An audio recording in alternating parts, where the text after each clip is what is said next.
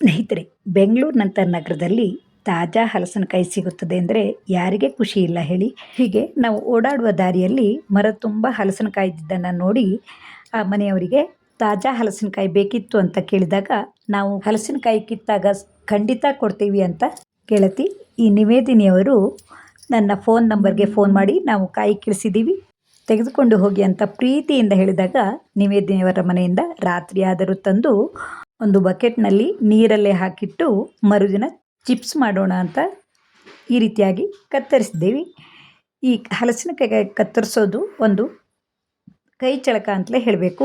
ಒಬ್ಬೊಬ್ಬರು ಒಂದೊಂದು ರೀತಿಯಲ್ಲಿ ಕತ್ತರಿಸ್ತಾರೆ.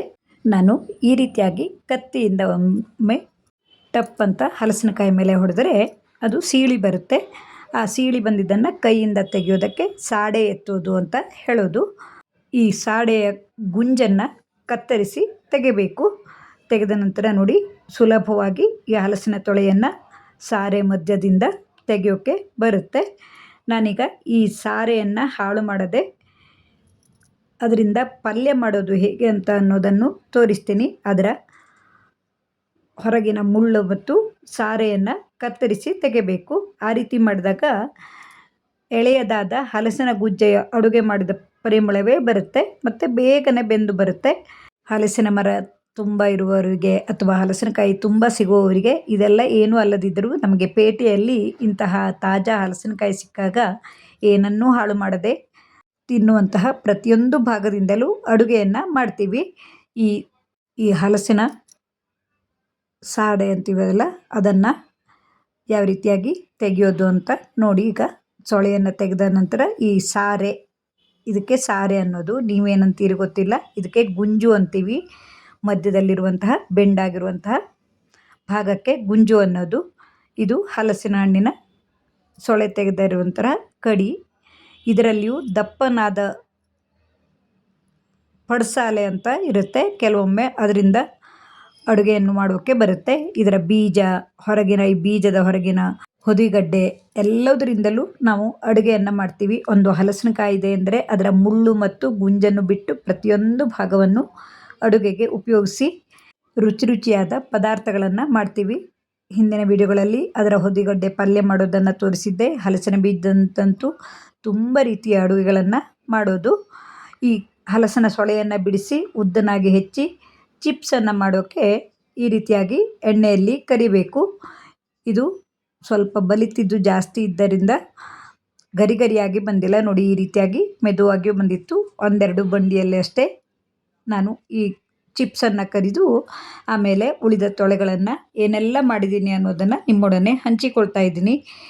ಈ ಹಲಸಿನ ಕಾಯಿಯಲ್ಲಿ ಪ್ರತಿಯೊಂದು ಭಾಗವು ಉಪಯೋಗಕ್ಕೆ ಬರುತ್ತೆ ಅನ್ನೋದು ಇದಕ್ಕಾಗಿಯೇ ನೋಡಿ. ಈ ಸೊಳೆಯನ್ನು, ಮಧ್ಯದ ಬೀಜವನ್ನು ತೆಗೆದ ನಂತರ ಈ ಹಲಸಿನಕಾಯಿಯ ಹೋಳುಗಳನ್ನು ಸಣ್ಣ ಸಣ್ಣ ಹೋಳುಗಳನ್ನಾಗಿ ಈ ರೀತಿ ಕತ್ತರಿಸಿಕೊಂಡು ಇದರಿಂದಲೂ ಬಾಯಲ್ಲಿ ನೀರೂರಿಸುವಂತಹ ಚಕ್ಕೆ ಪಳದ್ಯವನ್ನು ಮಾಡೋದನ್ನು ಸಹ ನಿಮ್ಮೊಡನೆ ಹಂಚಿಕೊಳ್ತಾ ಇದ್ದೀನಿ.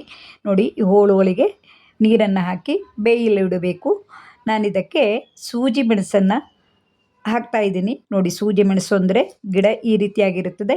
ಇದರ ಹಣ್ಣಾದ ಮೆಣಸುಗಳನ್ನು ತಂದು ಖಾರಕ್ಕೆ ಬೇಕಾದಷ್ಟು, ಅಂದರೆ ನಾನಿಲ್ಲಿ 4-5 ಮೆಣಸನ್ನು ಜಜ್ಜಿ ಈ ಬೇಯುತ್ತಿರುವ ಹಲಸಿನ ತೊಳೆಯೊಂದಿಗೆ ಹಾಕಿದ್ದೀನಿ.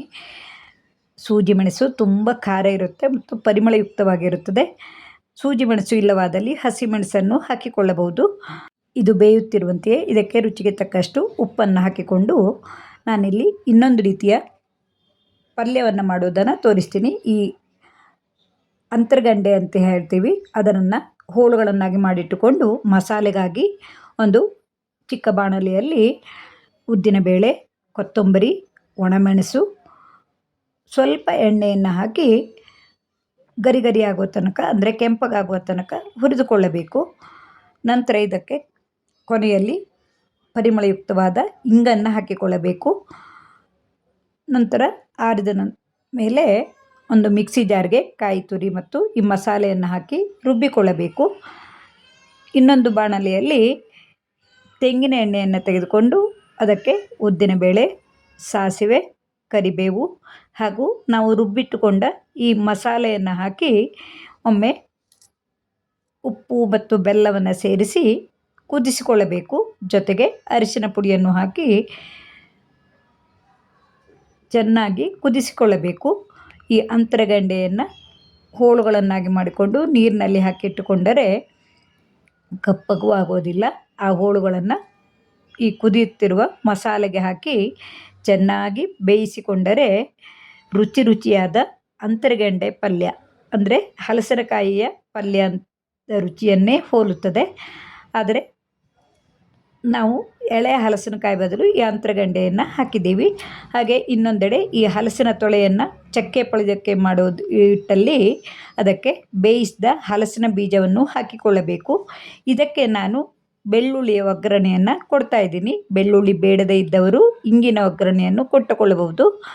ಉದ್ದಿನಬೇಳೆ, ಸಾಸಿವೆ, ಕರಿಬೇವು, ಒಣಮೆಣಸು ಮತ್ತು ಬೆಳ್ಳುಳ್ಳಿಯನ್ನು ಹಾಕಿ ಚೆನ್ನಾದ ಒಗ್ಗರಣೆಯನ್ನು ಕೊಟ್ಟು ಕುದಿಯ ಬಂದ ನಂತರ ಕೆಳಗಿಳಿಸಿ ಇದಕ್ಕೆ ತಕ್ಕಷ್ಟು ಲಿಂಬೆ ರಸವನ್ನು ಹಾಕಿದರೆ ನೀರಾಗಿದ್ದರೂ ಈ ಚಕ್ಕೆ ಪಲ್ಯವು ಉಣ್ಣಲು ತುಂಬ ರುಚಿಯಾಗಿರುತ್ತದೆ.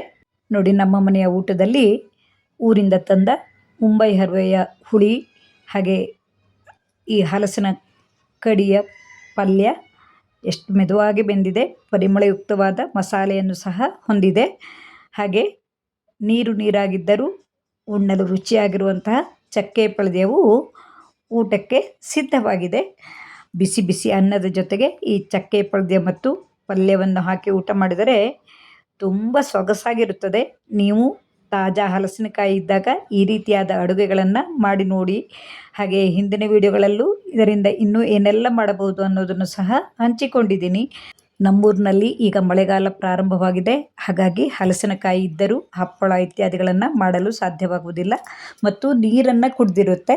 ನಮ್ಮ ಹವ್ಯಕರಲ್ಲಂತೂ ಈ ಹಲಸಿನ ತೊಳೆಯಿಂದ ತುಂಬ ರೀತಿಯ ಅಡುಗೆಗಳನ್ನು ಮಾಡಿ ಸವಿಯುವ ದಿನವಾಗಿದೆ. ಗೆಳತಿ ಹೇಮಲತಾ ಅವರಿಗೂ ಈ ಹಲಸಿನ ತೊಳೆ ಮತ್ತು ಅಂತರಕಡಿಯನ್ನು ಕೊಟ್ಟಾಗ ಅವರು ರುಚಿಯಾದ ಅಡುಗೆಯನ್ನು ಮಾಡಿ ತಮ್ಮ ಅಭಿಪ್ರಾಯವನ್ನು ಸಹ ಹಂಚಿಕೊಂಡಿದ್ದಾರೆ. ಹೀಗೆ ನಿವೇದಿನಿಯವರು ಕೊಟ್ಟಂತಹ ಹಲಸಿನಕಾಯಿಯಿಂದ ರುಚಿಯಾಗಿ ಖುಷಿಯಿಂದ ಊಟ ಮಾಡಿದ ಈ ಕ್ಷಣವನ್ನು ನಿಮ್ಮೊಡನೆಯೂ ಹಂಚಿಕೊಳ್ಳೋಣವೆಂದು ಈ ವಿಡಿಯೋವನ್ನು ಹಂಚಿಕೊಳ್ತಾ ಇದ್ದೀನಿ.